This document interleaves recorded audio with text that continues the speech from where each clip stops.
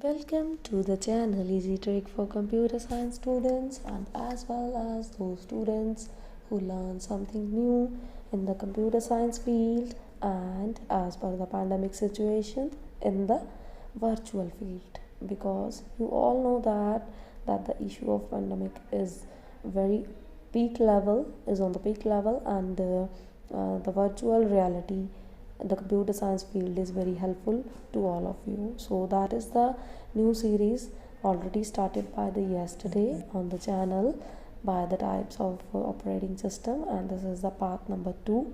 So in the part number 1 we discuss about the types introduction and about the single user and single tasking operating system. And in this tutorial we will learn about the next type. So those who don't see the previous part, the available link into the description box, so you can check it out and enhance your knowledge for the virtual reality fields.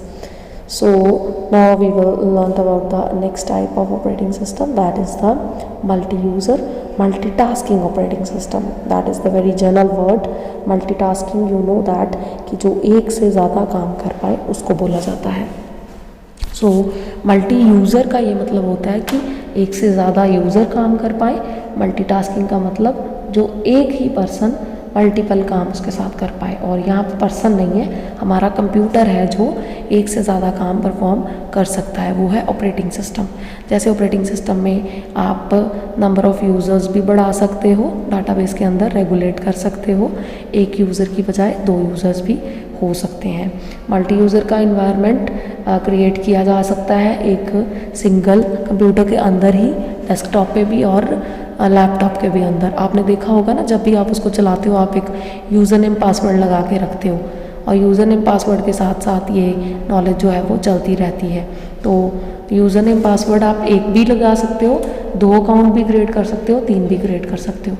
जिसमें 3 account create हो ना, 2 हो, एक से ज़्यादा, उसको बोलते हैं मल्टी यूज़र ऑपरेटिंग सिस्टम.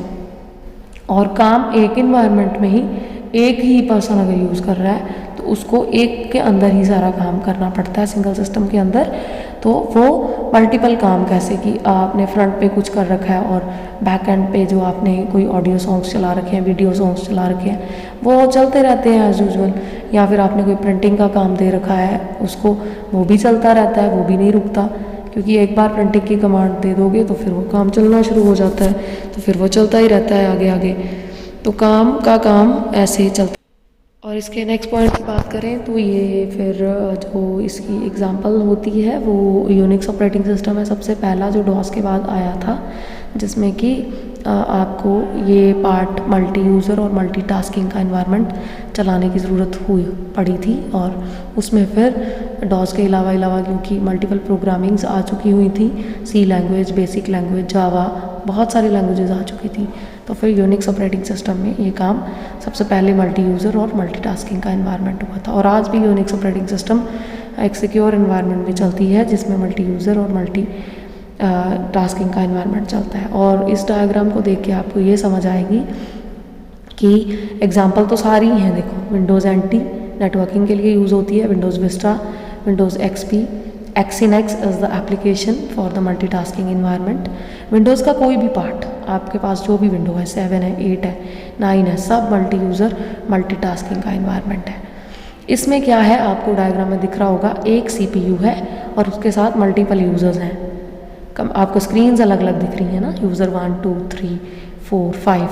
आप मल्टीपल स्क्रीन्स भी जोड़ सकते हो एक के साथ, लेकिन मल्टीपल स्क्रीन जोड़ने की ज़रूरत नहीं पड़ती. आप एक सिंगल सिस्टम में ही मल्टी यूज़र का जो इन्वायरमेंट क्रिएट कर दोगे तो वो काम चल जाता है. फॉर एग्जांपल कि फैमिली में अगर आपके 2 to 3 मेंबर्स हैं और तीनों मेंबर्स ही उस अकेले लैपटॉप को यूज़ कर रहे हैं, और किसी का कोई कॉन्फिडेंशियल मैटर, कोई ऑफिस का काम उसमें करता है, तो कॉन्फिडेंशियल मैटर है तो वो उसको डर रहता है कि वो डिलीट ना हो जाए, तो फिर वो पर्सन जो एडमिनिस्ट्रेटर पावर पे होगा, मीन्स जो मेन पर्सन है, आपके फादर यूज़ कर रहे हैं या मदर यूज़ कर रहे हैं, वो अपना अकाउंट अलग से क्रिएट करके आपको अपने अकाउंट में से एक अकाउंट क्रिएट करके अगर दे देते हैं, और आप आओगे यूज़र 2 की कैटेगरी में, और एक और है यूज़र 3 की कैटेगरी में, ऐसे ही कोई और भी है यूज़र 4, यूज़र 5.